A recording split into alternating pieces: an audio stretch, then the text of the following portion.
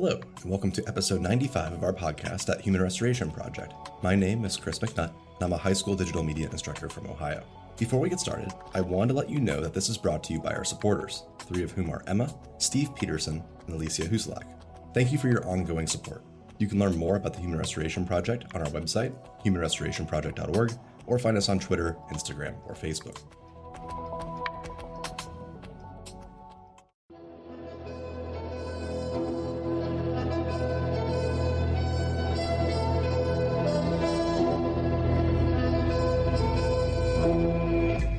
Today, we are joined by Akil Bello. Akil is a supplemental education and test preparation expert. He's launched 2 companies, developed test preparation programs, and trained hundreds of instructors. He was the founding partner and CEO of Bell Curves, a test prep company based on community partnerships, worked for the Princeton Review, and now is the Senior Director of Advocacy and Advancement at FairTest. Akil and I talk about the advent of learning loss after pandemic schooling, the way that testing companies are now using that term to generate more tests and test prep software, what was lost in the pandemic, and what we can do as teachers to build back better. So the learning loss narrative is fascinating. The best I can track it is you actually have to go back to Summer Slide, if you remember those phrasing, right? Which, again, if I can, I tried to track the history and where these things all came from, right? Somewhere along the way, they tried to measure how much students lose during the summer. That was driven largely by using test scores from spring to fall. And so what they're measuring is the spring to fall test score prediction of score change. And that's where things get really weird, right? Because is it an actual score dip or was it a prediction? So they're using predictions of what's happening, and then they're trying to turn it into months of loss. So it started as Summer Slide, it became Summer Learning Loss, and then during the pandemic, they picked that narrative up and then just continued it and became Learning Loss, and then it was turned into Unfinished Learning. So and I think that if we look at it from a non-cynical point of view, essentially it's an attempt to quantify what happens when the normal cycle and schedule of school is disrupted. That makes sense, and that's cool. It makes sense. Let's see if we can quantify and identify places where and how much impact it has by disrupting the normal cycle of school. However, and in all things education, it seems to come back to bubbles. Right? So, however, the measurement of it was a test prediction, right? It was largely driven by test publishers based on their test results. So either they're saying we are predicting, which was the worst study I saw, where I think it was NWEA, and that's actually early in the pandemic, like June of 2020, NWA released a report that was like, oh, we expect this to happen, which is like, whoa, that's where, we just started the pandemic, and you're like, oh yeah, kids are gonna lose this much learning, and so that's bizarre. And then also the term has been defined multiple ways. So there's the prediction of basically changes of test scores. There is the narrative definition, which is not really based on research of learning loss, which is when crap is messed up, students won't learn as much. Okay, cool. I don't know that we need to measure. We know this. We all knew during the pandemic things weren't good. Lots of places were struggling. We don't need to put a number and dates and months to that. And then there's the use of the term, which almost suggested students were unlearning things they had previously known. They don't learn it. And that's also tied to testing in terms of they were scoring this level on the test, but in the future, they're going to score at this other level on the test, which means that they've lost some learning. And to me, that just made me laugh because I've done test prep for 30 years, literally coaching the test. If they fall out of practice, they'll probably dip a little bit. That's not hard. It's that's not learning loss so much as it is lack of practice of the temporary skills required to do well on your multiple choice test. Is that the report that basically also said that it implied that teachers didn't do anything. Like once the pandemic started, it was just like, if no learning at all occurred from March until now, then this is what's going to happen. Our scores are going to drop by 30 points, or whatever. Yeah, I've looked at so many of those reports; they all blur to me. But there's definitely some that are like, if no teaching happens at all, here's what the result is.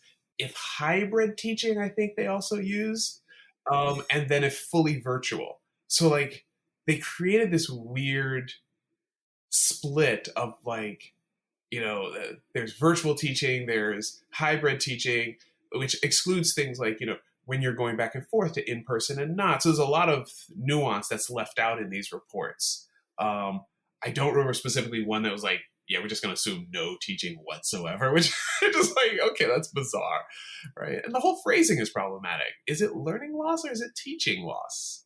It's also kind of surprising to me that, at least in a lot of the reports that we were looking at, the scores really don't drop by that much, which I don't know, as a teacher who doesn't really concern myself much with standardized tests, it kind of questions the validity of the measurement. Because if you're saying that like, this is absolutely terrible, kids haven't been learning in months, and then the score dropped by 3 points or sometimes stayed the same, I'm just like, well, then why?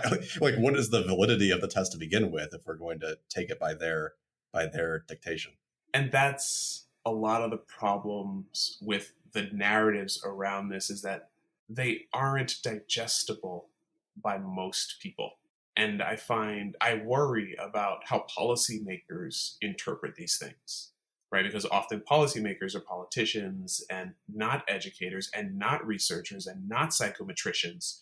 So when you say a 3-point drop, does that mean 3 percentage points? Does that mean 3 percentile points? Does that mean 3 scaled score points? Is that 3 raw score points?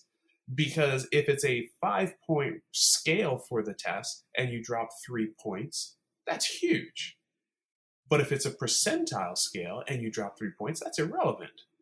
Or not irrelevant, but it is not very relevant, right? Now, it could also be a huge change from what's been happening from year to year.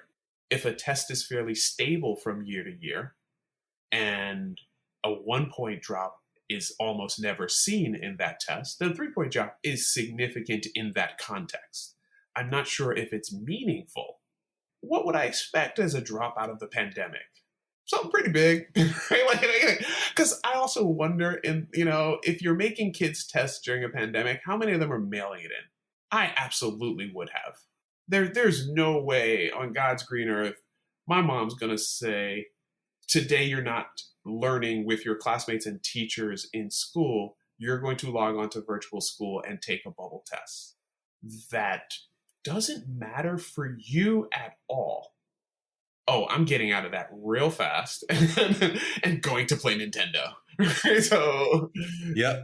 I mean, we've totally been there. At the end of last school year, our students took 17 tests in a 2-week period.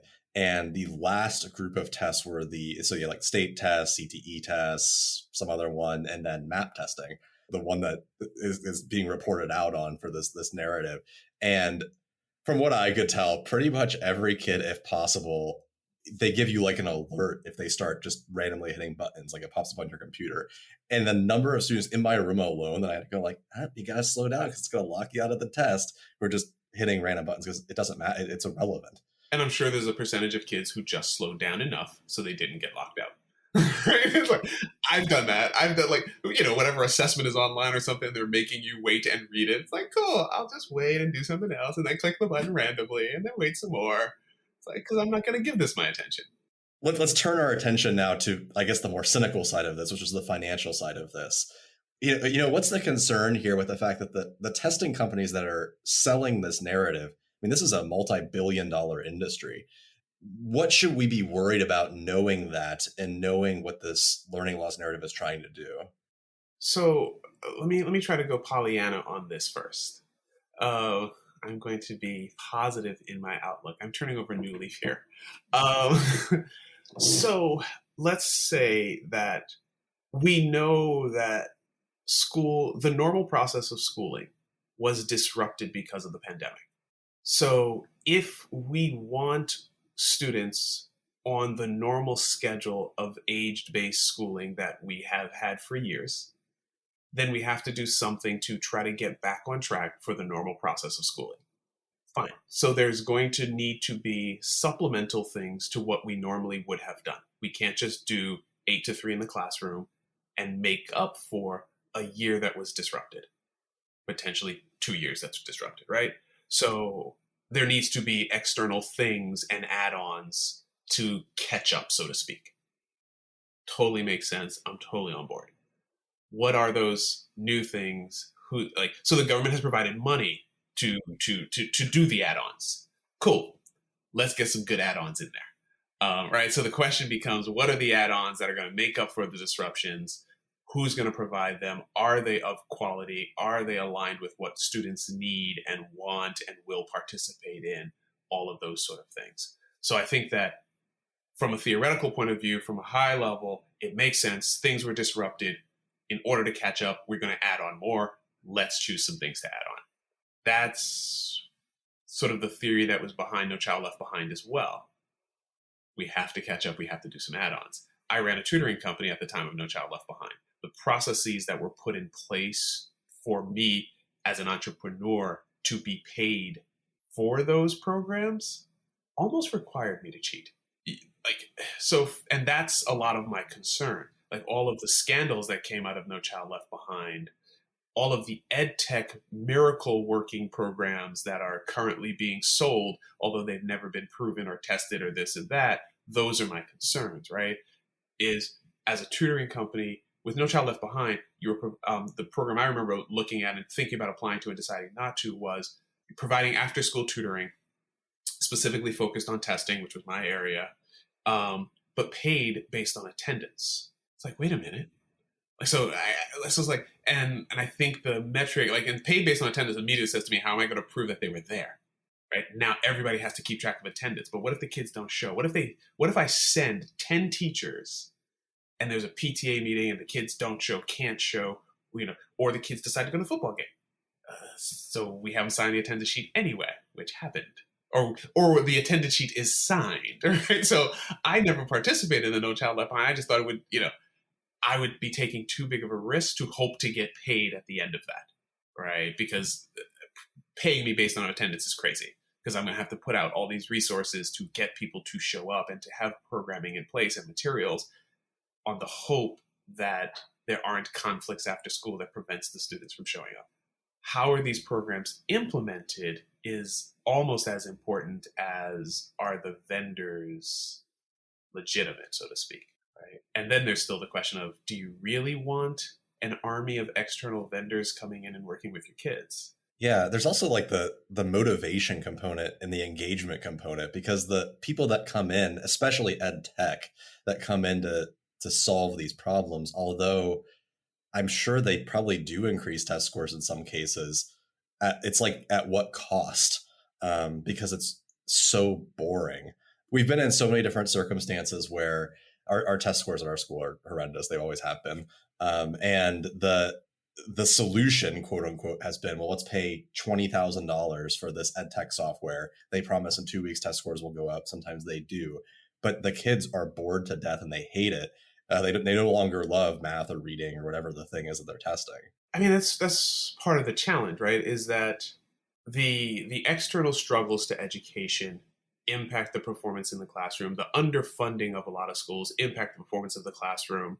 And the solutions that are often developed don't alleviate those core problems, right? So it's like, if you say that there are 5 external things that are impacting classroom performance and therefore also impacting test scores, to put something in place to improve test scores ignores all the other things.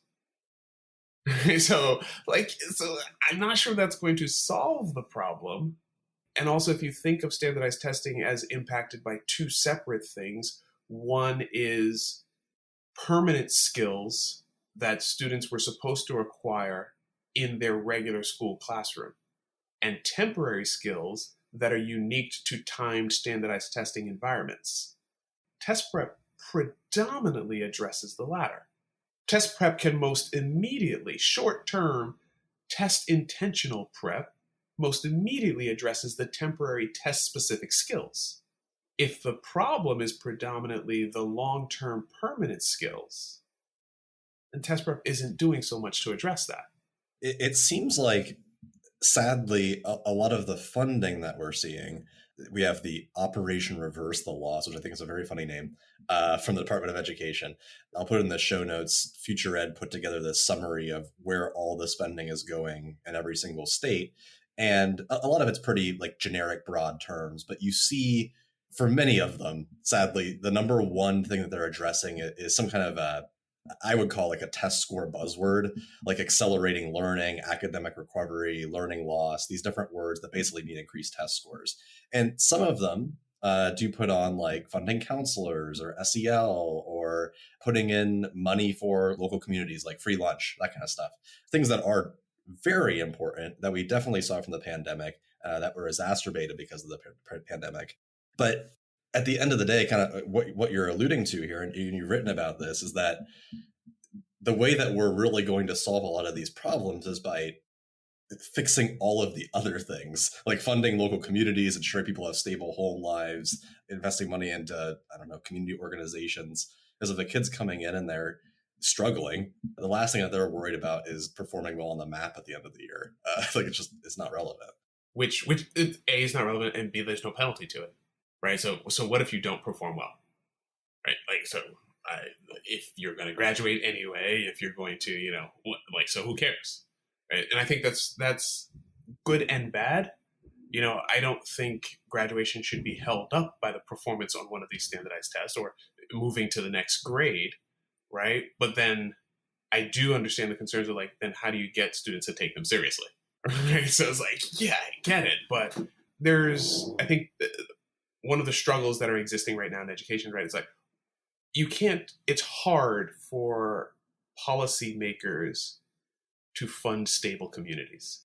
Let me say that better. It's hard for education policymakers in education law to fund and address things that impact education but aren't directly education, right? And it almost feels like the infrastructure bill, where people are like, oh, healthcare is not infrastructure, and and I don't know, internet is not infrastructure, right? It's like, yeah, but it is.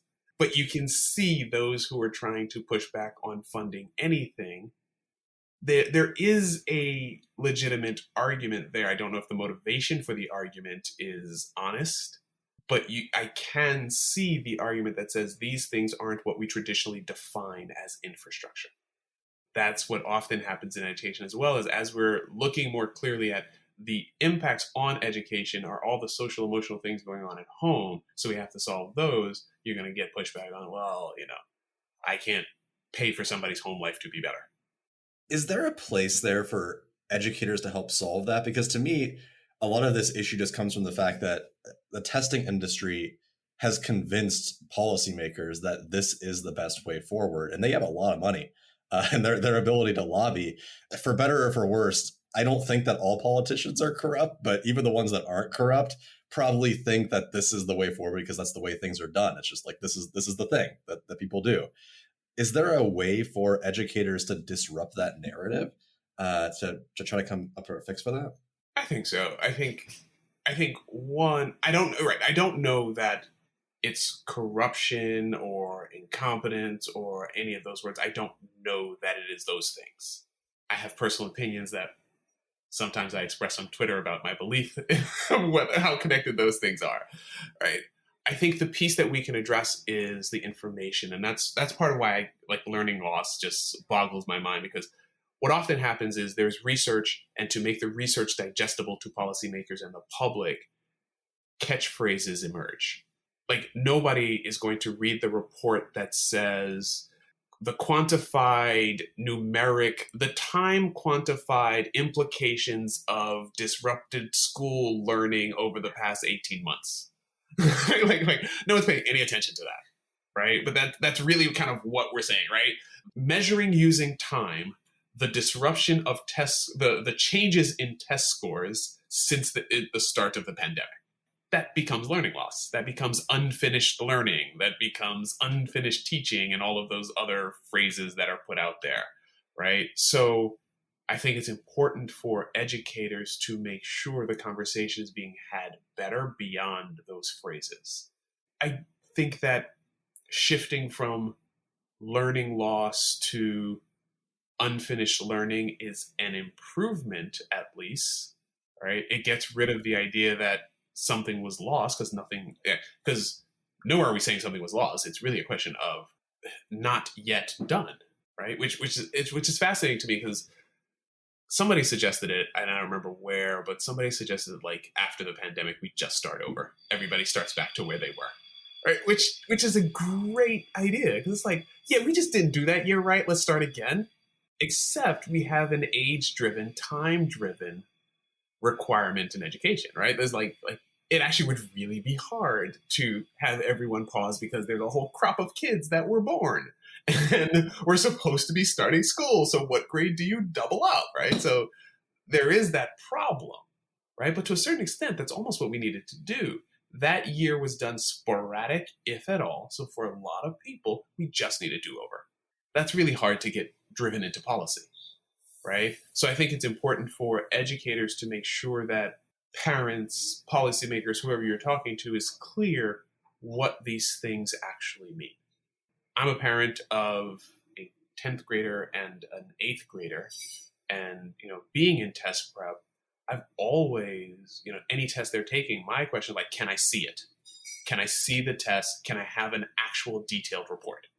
Because I know it's on these tests. I know that, and I also know my kids, right? And so I know that sometimes, like, one of my kids will get pretty much every 2-part question wrong ever in his entire life. If you ask him to do 2 parts, he'll do the first part and he's done. so if the test is entirely, find this, oh yeah, and also that, I know he's not going to do well because that's just not how he does it. It's like, I'm going to do the first thing and then move the hell on.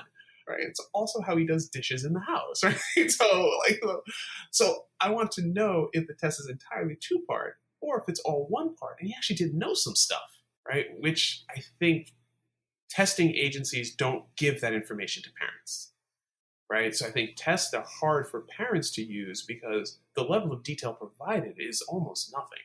Right. You get these vague categorizations of, math, arithmetic skills using numeric digits, and it's like, great, maybe that means something, and who knows what it is. Yeah, I mean, diving into, we were reading the different reports just for trying to understand the learning loss narrative.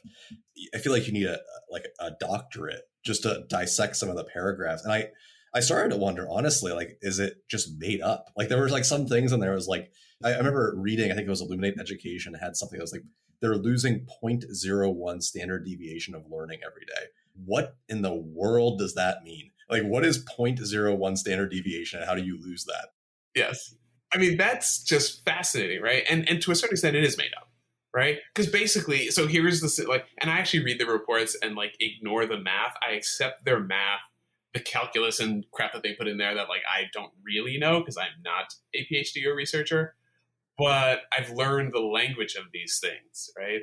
And so that to me, the 0.01 is fascinating because that says they've looked at test scores, they've taken the test score scale and the standard deviation of the test score scale, and they've divided it by the time between tests.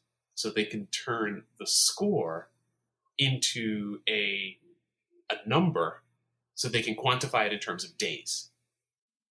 Because somehow it's important to that person to say, you've lost 3 weeks and a Wednesday. Like I'm not sure what I would do with that. Like, let's pretend it's true. How is that meaningful? You've lost 2 full weeks of school and a Monday and a Wednesday afternoon. That's not how teaching works. I never quantified my teaching based on Wednesday afternoons versus Monday mornings versus 3 weeks or 2. So it's a weird number to put in front of people, right? But from their research end of things, I think what they're trying to do, if we look at it from the most benevolent way possible, is take their test score scale and put it in context that a school-based person will understand. right? It's not meaningful to say you've lost 10 points on the map, right? But it might be meaningful to say this person is 3 months behind where we thought he should be. And the piece that often gets left out is the end of that, where he thought he should be. Right? So where we thought he should be, where we predicted him to be. It's like, I'm not sure that's meaningful. And are your predictions meaningful when you're in a pandemic? Is there an alternative to the way that we look at what is now framed as acceleration, but it also can be seen as remediation, where instead of looking at this as, hey, throw a kid into summer school for 2 weeks, or hey, get them involved on this specific online program to catch up their reading scores, is there a way that we can look at that from an alternative lens where we do something that's more, I don't know, student friendly, something that students actually want to do that will keep them involved? Because my worry is that, I mean, if I were to go ask the students in my class next year, hey, next summer, I guess it'd be this summer at this point, you're gonna come in for 2 weeks because we got to make sure your reading scores go up. I'm pretty sure like there would be an actual revolt. Or if I told these kids that have used MindPlay in the past that this year they're going to be using MindPlay again because it's the adaptive learning suite that we purchased for this upcoming year, there's going to be groans. They're going to hate it. And I'm not entirely confident that they actually are going to be learning anything. I think that they're just going to skip through that just like they skipped through the other stuff before. Is there an alternative means of engagement, knowing that there was disruption, but also recognizing that that disruption isn't going to be solved by just cramming a bunch of new stuff in there? So my immediate response to that is almost on a parent level, which I say that carefully because I know what I'm saying, right? I know I'm asking a crap ton of parents, many of whom won't have the resources, time, blah, blah, blah, to do it. But when I think about reading, I think about there's technical skills to learning words, decoding words, definitions, blah, blah, blah. There is engagement and enjoyment. And then there's the meeting of the two. You're speaking, it seems, more to how do I create more engagement in order to allow practice of reading to be easier, in order to allow their skill with reading, their fluency with reading to grow through the practice of reading. One of my immediate thoughts was I really like Newsy LA, right? I really like Newsy LA, right? Because I feel like it's relevant, it's easier, but they also do the multiple choice piece of it, so you can get the testing thing in there. I like that sort of theory of take something loose and relevant and mutate it into test-ish so that we can connect these things a little bit better without making it heavy and overwhelming and just rote practice. So as you're talking, I'm thinking about things like that. I'm thinking about, is there a summer program where we can just, I don't know, hate read news articles? One of my Twitter pastimes is, hate reading an article where point by point I show what's missing, what they've left out, things like that. And I think that that's I started it because somebody just got so many things wrong. It annoyed me. But I also could see kids loving it, right? It's like, wait. This says this about Jay-Z. I know that's not right. And like getting it into something they're more engaged with, right?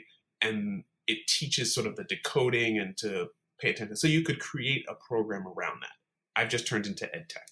And that's like the problem with it, right? Also, it's really hard to do with your class of 50 kids where their interests are so varied, right? So that's why it comes back to me, okay, now this has to be a parent level and individual level, but it's hard to do something different for every kid.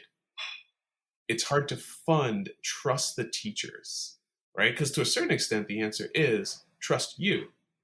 Give you funding for 2 weeks to do something good for the students you work with because you know them.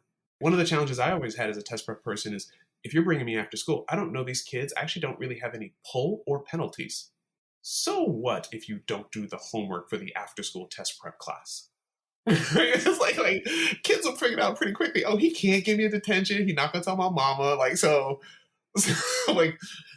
that's the problem with all of these external folks. Do they have either the confidence, or not confidence, but the goodwill and connection with the student to get them engaged and to do the work? Or do they have the stick of penalties and parents and all of that sort of stuff? And generally speaking, outside vendors don't have either. We haven't had time to develop the relationship to motivate and encourage the students. And you're an outside vendor, so you don't have access to the parents or the penalties or any of that sort of stuff.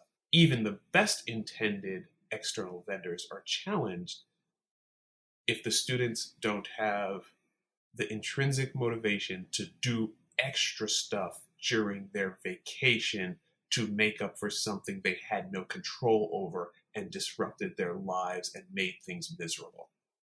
It's hard for adults to have the motivation to do extra, given what we just came out of.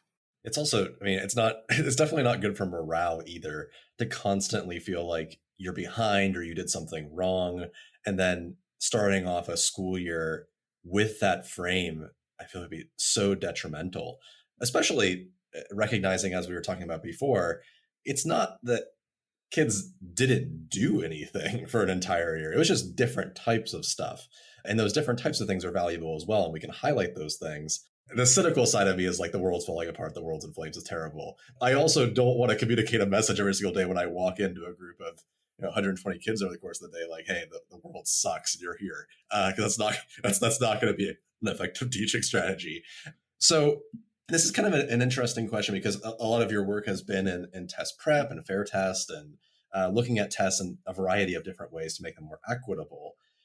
Is there a place for moving away from the test in general? You've written about like test optional universities and how that can be good and some issues with that as well. What, if anything, could there be a future that just doesn't have the test? Is that a possibility? I don't know. One can dream. One can work for it. I think that the hopeful Pollyanna side of me says yes. The more realistic side of me says, in all likelihood, we can minimize and diminish the harmful impacts of testing. We can get rid of that 17 test week for your students. We can return to the 70s and 80s where it was testing every 2 years rather than testing every year. I don't know that we can get rid of it, but I think we can minimize the harm and the damage. To me, what's interesting is I kind of believe in testing. I actually don't disbelieve in testing. I do believe tests show some things. I don't actually agree with the narrative that tests show nothing.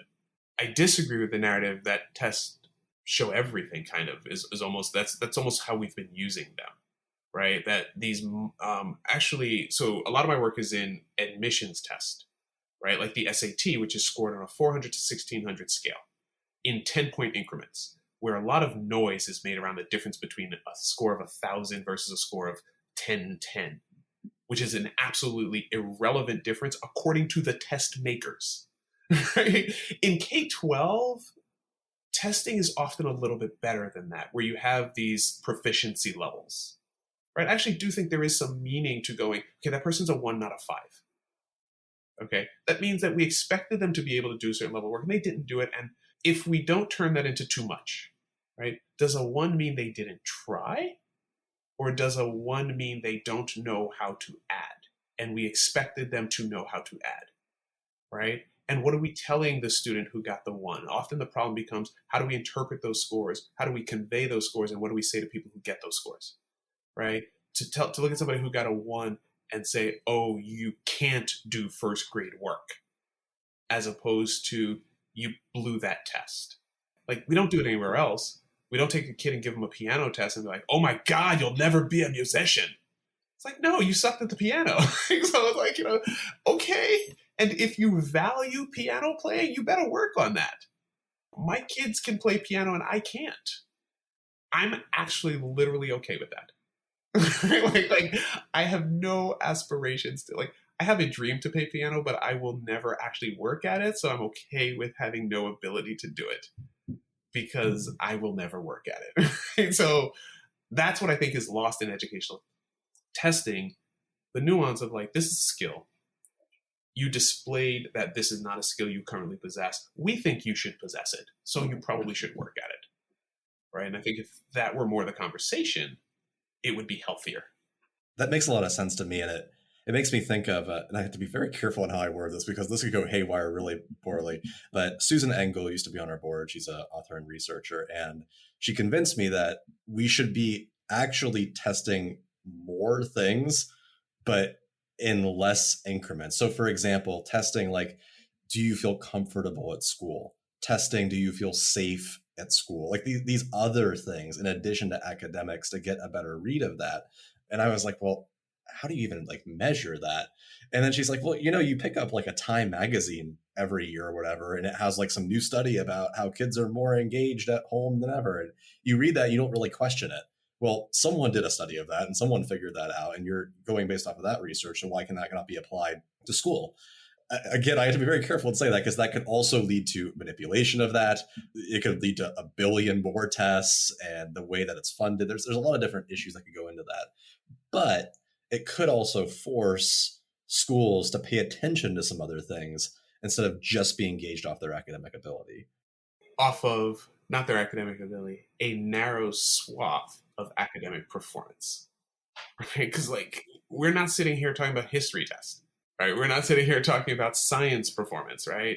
For the most part, we're talking about reading, maybe grammar, and then math, right?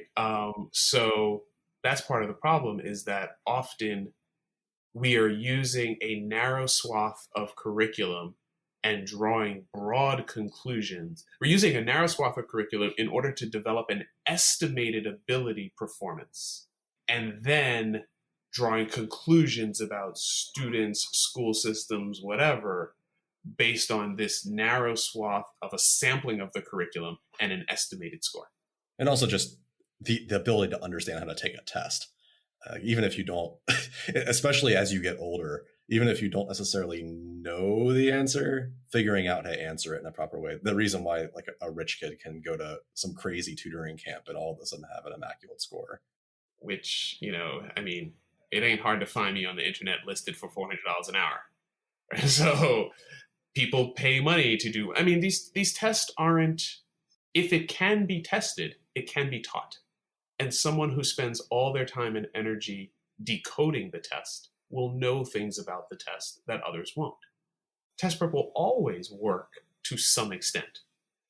The question is, how much can a test score be impacted in X amount of time?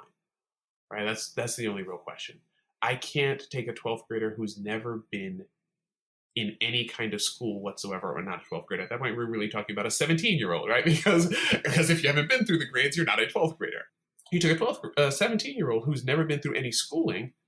You can't give me 6 weeks to make that up and get him a X score on a test, right? But if you give me 6 years, one-on-one, I could probably make a huge impact.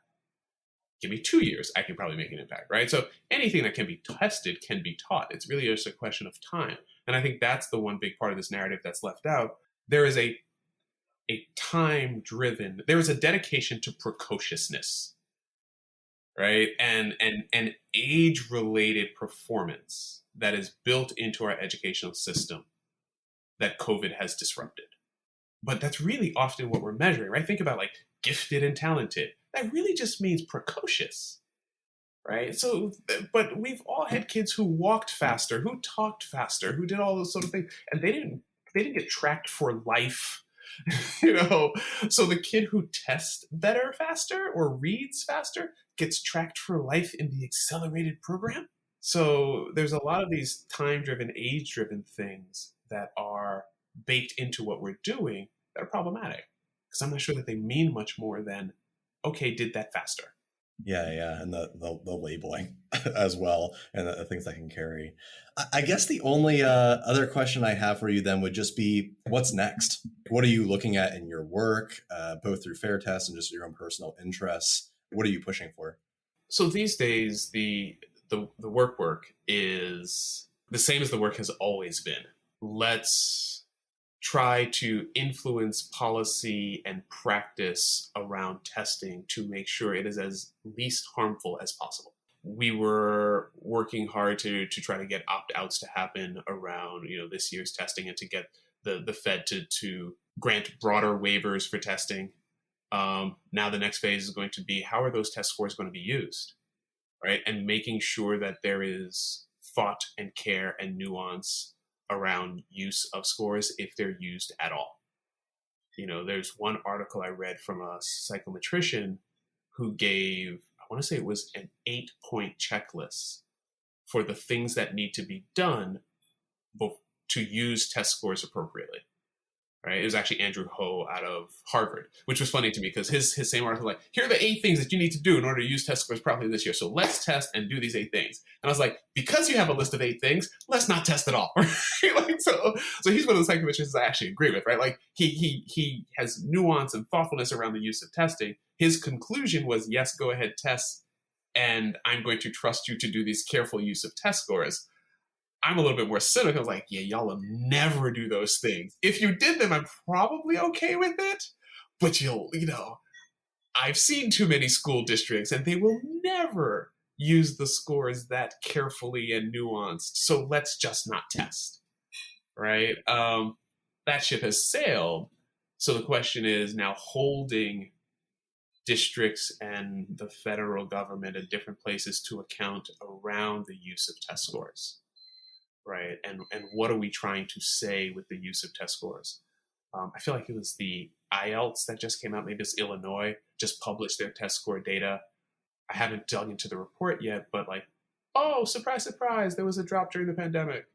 It's like, ugh. And I'm just going to go in and look for what are the caveats, right?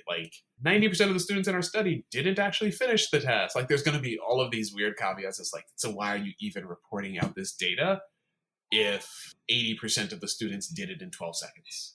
And I'm not saying that's actually in the report, but I expect to find things like that okay, this data is weird. It's influenced by the pandemic. Some of the kids did it at home. Some of them did it in the building, wearing masks, social distance.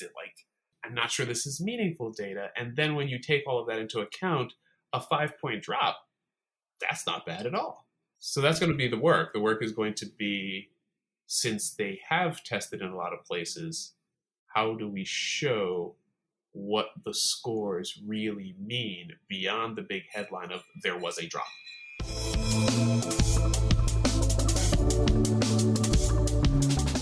Thank you again for listening to Human Restoration Project's podcast. I hope that this conversation leaves you inspired and ready to push the progressive envelope of education. You can learn more about progressive education, support our cause, and stay tuned to this podcast and other updates on our website at humanrestorationproject.org.